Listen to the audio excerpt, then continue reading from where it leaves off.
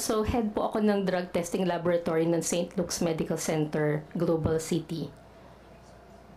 So yung 2 minutes and 54 seconds po, kaya po talaga ng drug testing kit. Nila na 2 minutes so fast is not improbable and is not impossible. Correct, sir. Correct?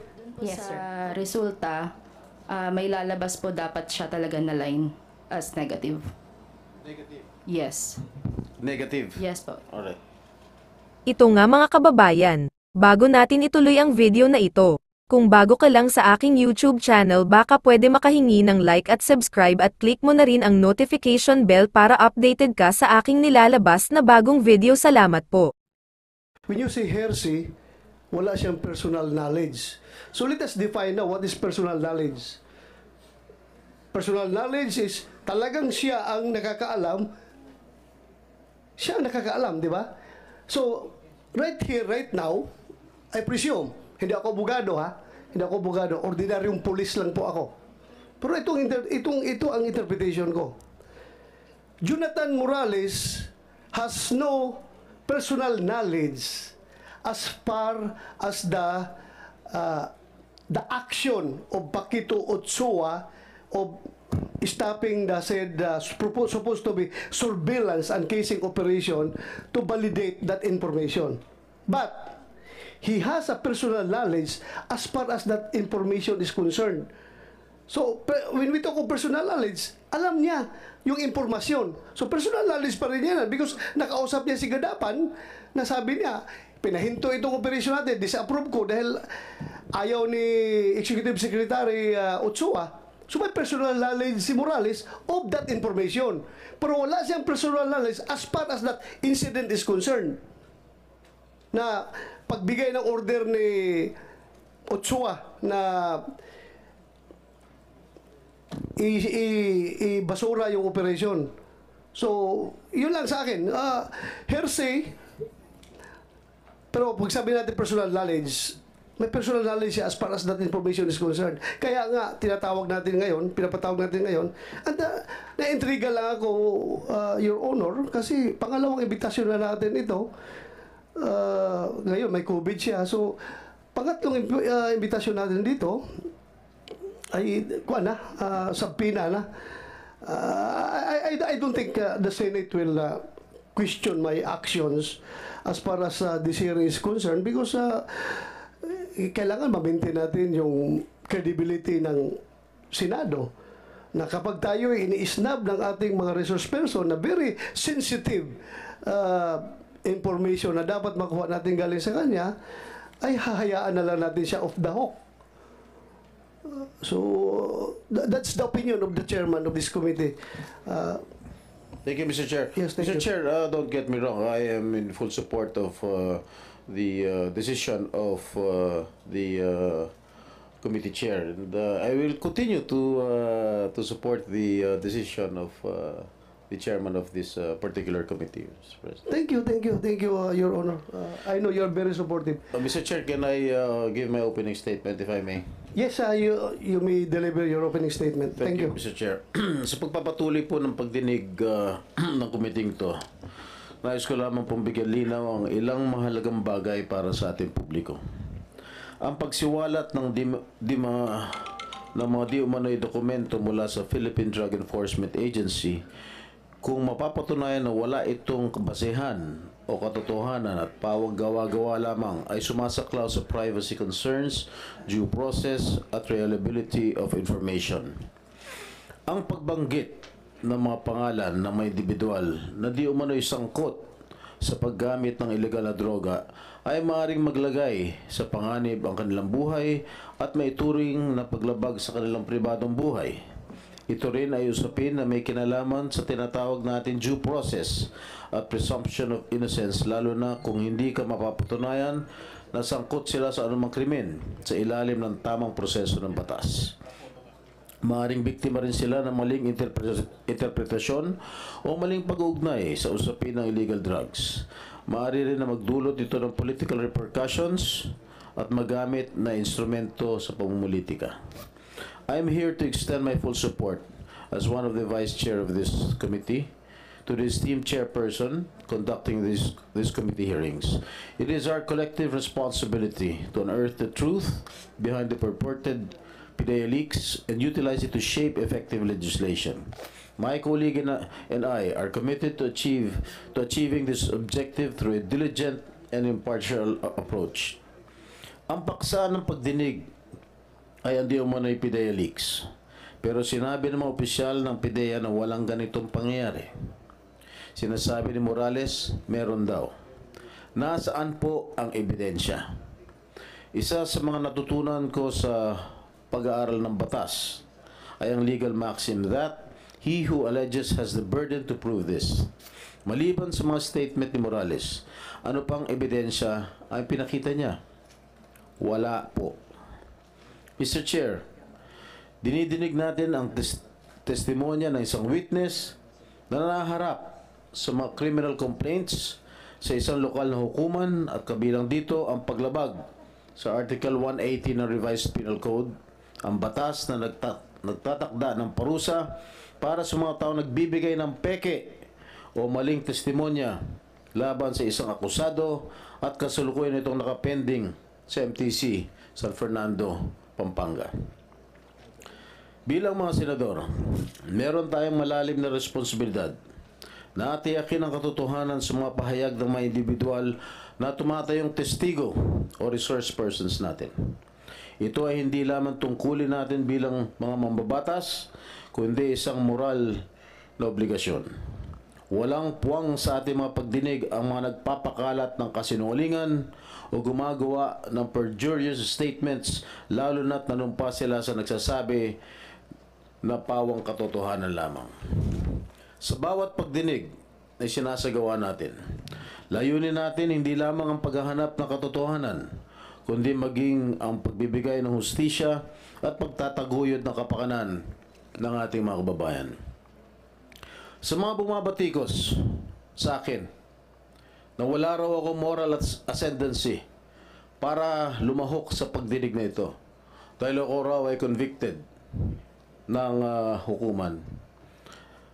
Nais ko lang bigyan din na ang pagdalo ko dito ay pagtupad sa akin tungkulin at responsibilidad bilang inyong senador na inihalal ng 15 milyong botanteng Pilipino na naniniwala sa aking kakayahan at nagtitiwala na kaya kong gampanan ang mga responsibilidad bilang isang lingkod bayan. Huwag kayong maglala. I am a man of conviction. Tungkulin ko na gampanan ang iniaatang na responsibilidad at mandato ng taong bayan.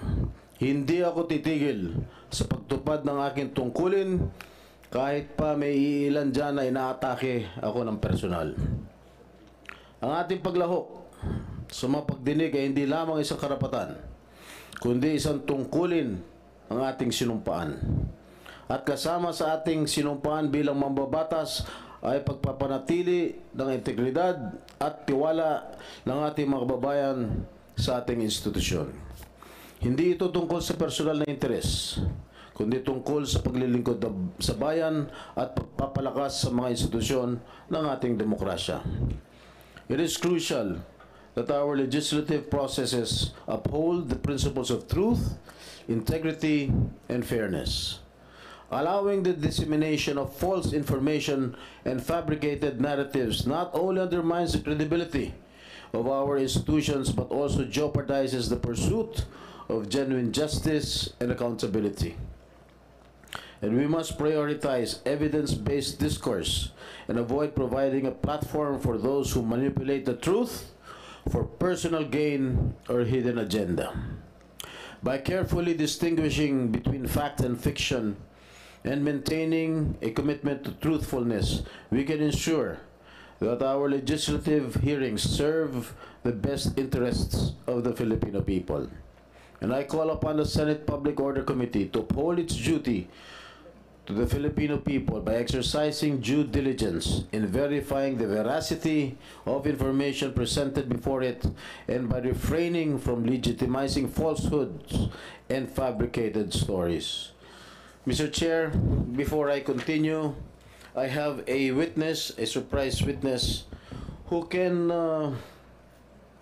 maybe give some inputs because his name was mentioned during the first or the second hearing, and I want also to, with the permission of the chair, to call his attention and maybe to give some inputs and to corroborate what some of the resource persons and I myself to corroborate all the statements that I said during the last hearing, if I may, Mr. Chair. Yes, Senator Jingo Estrada. For the record, yung witness na iharap mo ay hindi yan kasama sa mga invited resource Recording in person progress. by this committee. But then again, as I have said, I am for ferreting out the truth. Thank you, Mr. Kahit Chair. na wala yan siya sa, hindi siya invited na resource person, but since dinala mo siya dito, I am willing to hear him. Huwag po kayo mag-alala. But then again, before you proceed with the presentation of your witness, I just would like to react on your opening statement that yes, I would like to thank you for these reminders. Reminders coming from a esteemed veteran colleague of the Senate. Alam ko mas marami kang alam kaysa akin. So I am taking all your advices, and rest assured that as the chairman of this committee will not go overboard. When you say that I am entertaining, I am legitimizing falsehood, I would like to disagree that we are not entertaining. But thank you for this reminder. Hindi naman, kaya nga tayo nagkakaroon ng hearing to hear everyone para pakinggan natin sila. Wala po tayong hidden agenda dito. It's up for us to evaluate yung mga sinasabi lang kung totoo ba yan o hindi. In fact, si Morales mismo, meron siyang mga sinasabi na pinapaniwalaan ko, meron din siyang sinasabi na medyo alanganin ako. That's just to set the record straight.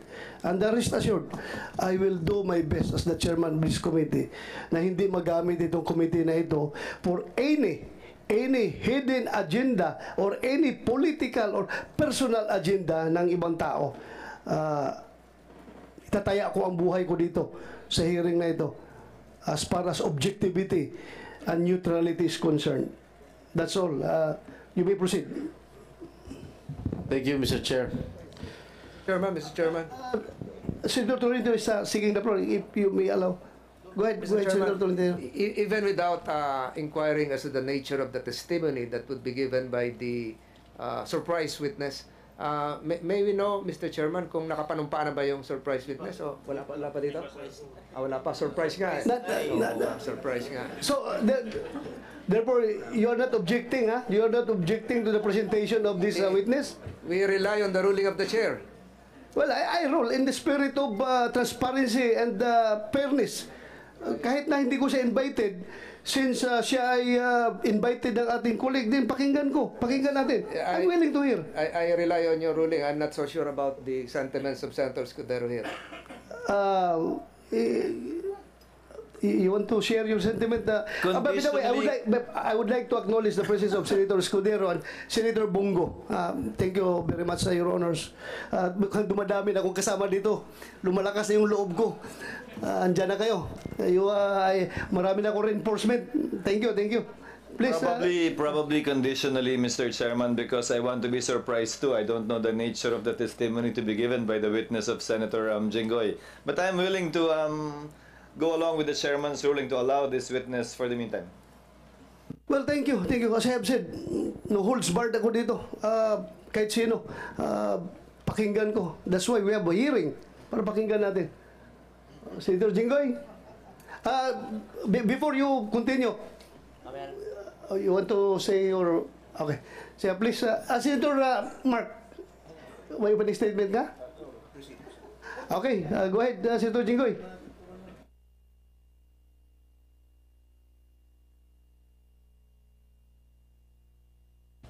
Mr. Chair, thank you very much. Gusto mo?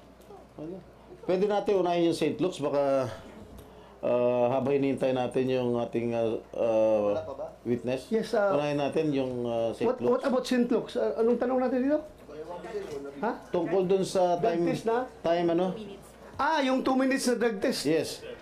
Sino nagsabi ng 2 minutes? Ikaw yun, Morales. Oh, St. Luke's. Your Honor, yun yung nakalagay doon sa sa report doon. Yes, nabasa ko. Thank you. St. Luke's. Ano yung St. Maybe Luke's natin? Doktora, no?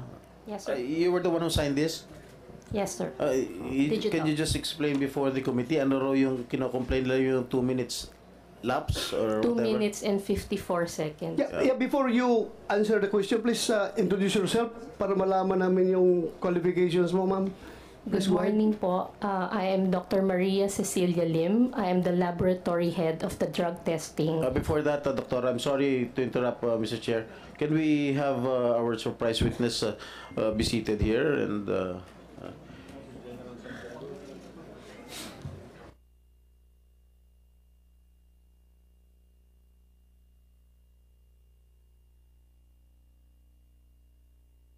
he is the former PDEA chief. Of course, you know him very well, Mr. Chair. Yes, in fact, another former PDEA chair here, PDEA Director General, General Kakdak, may former senior officer in the PNP.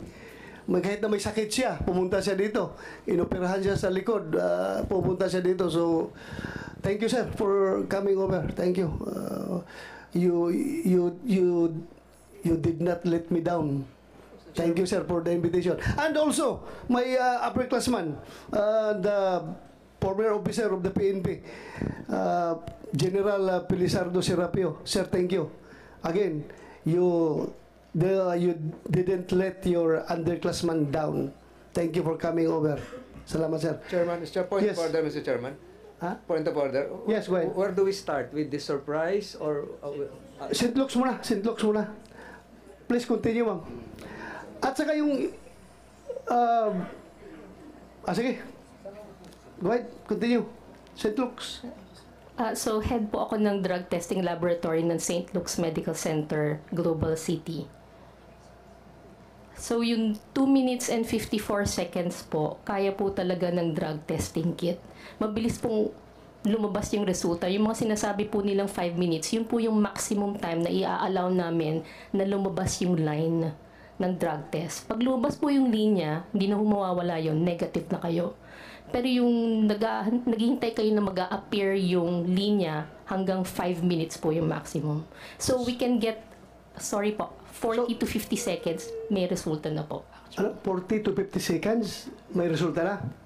So yung doubt nila na 2 minutes so fast is not improbable and is not impossible. Correct, sir. Correct? Yes, sir. Okay, we May have the linya ba answer. lumabas, Doktora?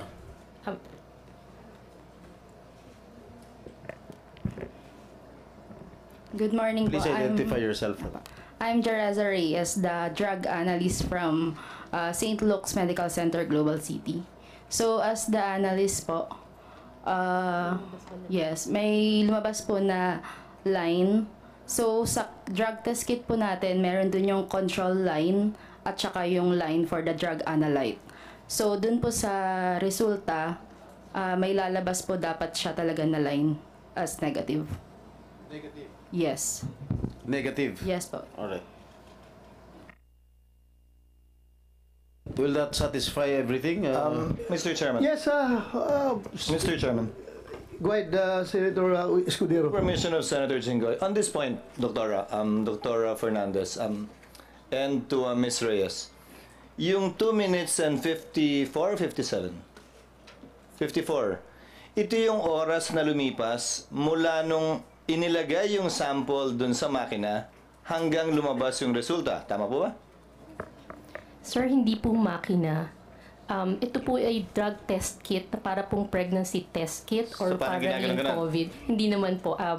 Ida-drop mo lang yung urine sa one end, Tapos hihintayin mo na lang siya. So, wala hindi pong ito, makina. hindi ito yung kabuuang proseso ng kinuha yung urine na 2 minutes lang. Yung transaction time po is the specimen collection. So pag abot po nung sample, tapos gagawin na niya. At yung rule ng DOH, hindi pwedeng lumampas ng, Wala pong rule ng DOH. hindi pwedeng mas mabilis kesa, ano yung 5 minutong binabanggit niyo po kanina? Yung drug test kit po na ginagamit namin, hanggang 5 minutes po pwede niyong basahin. Now, I remember the press con of then Executive Secretary, no, he was not yet Executive Secretary at that time, he was about to be, Vic Rodriguez. Sabi niya, tinest daw po sa lahat ng uri ng droga. Ano-ano pong klase ng droga tinest o lahat po ba kasama? Kanino po? Kay Yung test po na ginawa ninyo, cocaine lang po ang pinagawa. cocaine lang po ang pinagawa. Opo, Hindi po kasama ang iba. hindi po. Yung resultang yun po ba isinapubliko?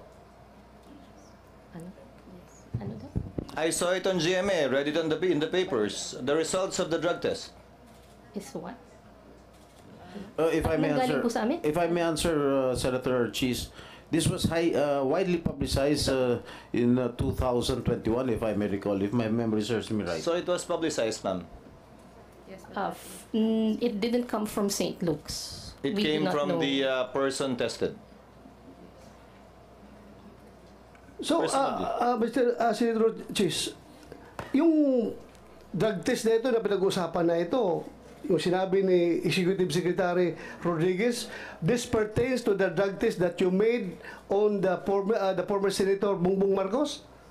Yes. Yung ba ibig mong sabihin? Yes. Opo. Yan yun? Opo. So, you said that particularly cocaine ang tinitest ninyo. Why cocaine? Yun po yung hiningi niya Hiningi ni nung pasyente. sinong pasyente? Si Marcos po. President Marcos. Then Senator Marcos. Yun ang gusto niyang hingin about cocaine. yun po lang ang So, hiningi niya. your laboratory is capable of tracing cocaine residues doon sa ihi ng pasyente. Yes po. So, iba yung ginagamit nyo sa cocaine, iba yung ginagamit nyo sa shabu. Iba rin Iba po. gagamitin ninyo sa marijuana. Am I correct? Opo. Pero kung ako, walk-in lang ako, pupunta ako doon sa iyo, I want a drug test. Anong gagamitin ninyo? Kung ano pong hihingin nyo. Oh, may ganun ba na hingin? Kasi lahat ng tao dito sa Pilipinas magpa-drug test. Hindi ba nagtatanong na i-test nyo ako sa cocaine? I-test niyo ako sa Cebu? I-test niyo ako sa marijuana? Wala. Pupunta ako sa inyo, magpa-drug test para pag mag-negative, dalhin ko yung dokumento, nag-apply ako ng trabaho. Yun lang naman ang ginagawa natin. Hindi naman kami nagre-request sa inyo ng i-test niyo ako sa cocaine. I-test niyo ako sa Cebu. I-test niyo ako sa marijuana. Hindi pupunta ako sa inyo. Please, conduct drug test. Oh, negative. Salamat. Dahil ko ito sa in-applyan ko ng trabaho. Oh, wala ako negative ako. Bakit in-specify na cocaine? Hindi. Sure ka? Usually Cocaine po kasi. ang hiningi ng pasyente ng panahon na yun? Opo. Mr. Chairman. Okay. Mr. Chairman. Thank you. Go ahead, Senator Chis. Since you're PNP chief and we have a lot of police officers here, pag nag-a-apply ako para sa LTAP o permit to carry, required po ako mag-drug test. Di po ba? Yung drug test po na nire-require ninyo, yung po ba ay para sa lahat din ng uri ng droga? O hindi po? General Coy, Sino po pwedeng sumagot? Thank you, Your Honor, and good morning to our honorable senators. Yung requirement po for drug test, these are one of the required requirements for people applying for driver's license, permit to carry firearms, yung ating license to own and possess firearms.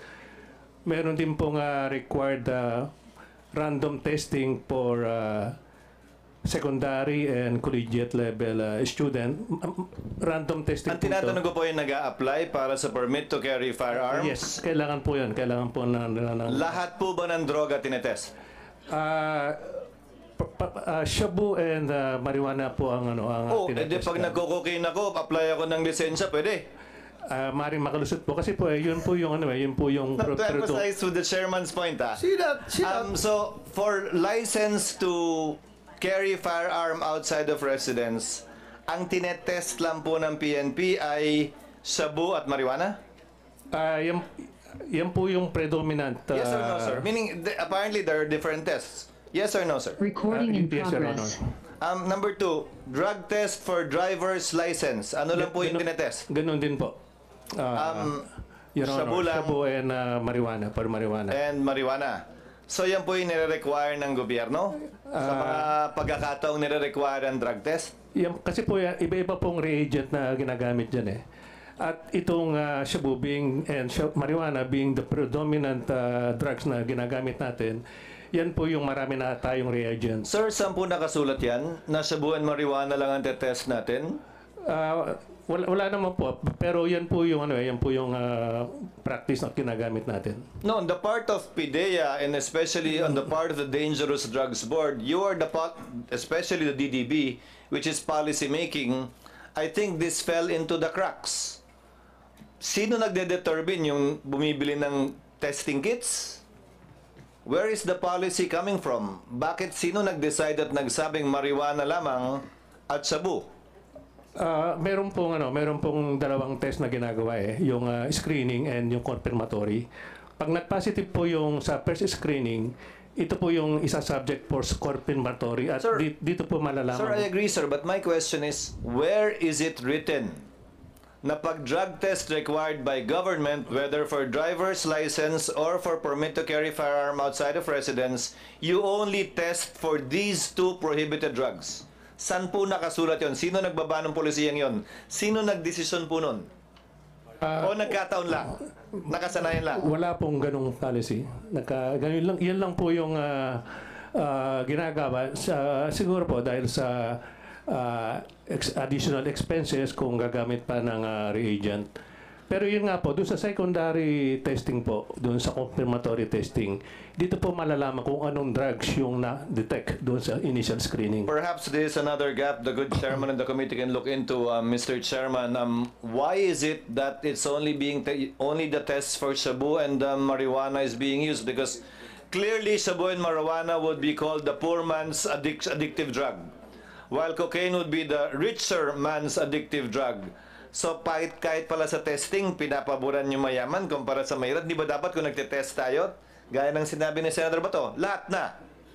But the point I'm driving at, Mr. Chairman, is kung ang gobyerno namimili ng kung anong droga ang itetest, lalo naman siguro kung yung individual na magpapatest, kung anong babayaran niya. And I remember that time, I think this test was done in November, and issues were being raised with then candidate Bongbong Marcos that these issues were raised to against him. That allegedly he was a cocaine user. And that's why at that time they conducted these tests to answer in light of the political perhaps weather at that time, the issues being raised against him, although there is no legal requirement for a candidate to do a drug test. That was attempted at some point in time in our history to require a drug test, but the Supreme Court unfortunately struck it down as an additional requirement for elective office, which is not allowed under the Constitution. Unfortunately, sana nga ni-require yun, pero hindi. Sabi ng Korte Suprema, hindi pwede. Applying a higher standard, a less stricter standard insofar as running for public office is concerned. So I guess that answers the query of the chairman, and that reveals a loophole too insofar as the drug testing rules of the Philippine National Police, the PIDEA, and the DDB is concerned. Thank you, Mr. Chair. Thank you, Senator Chis. So I presume that as a result of this inquiry in aid of legislation, this committee will propose a measure requiring all candidates to undergo drug test before they will be. I know. It's bawal according to our constitution. So, pag mag-propose tayo, automatically hindi yan makakalusot because that's unconstitutional. Just to set the record straight, because people are listening to us right now. Sabi ni Bato, kailangan daw ng ang committee niya is in aid of legislation. So we are waiting for legislation na pwede niya ma-come up after this hearing. So kung mag-propose tayo ng ganong legislation requiring candidates to undergo drug test, sigurado according to Senator Chis Escudero, that's unconstitutional. So hindi talaga makalusot yan dito. So please, you are listening right now. Yan po ang explanation. But nothing prevents the chair and the committee from instructing the DDB from coming up with relevant policy as it is its job under the law.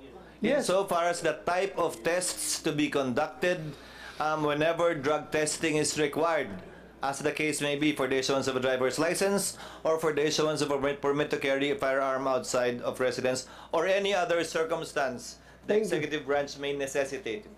Thank you, Pati Your yung Honor. random drug test, nag-random drug test tayo sa Senado. I'm also curious, Recording ano in ba yung progress. tinetest sa random drug test?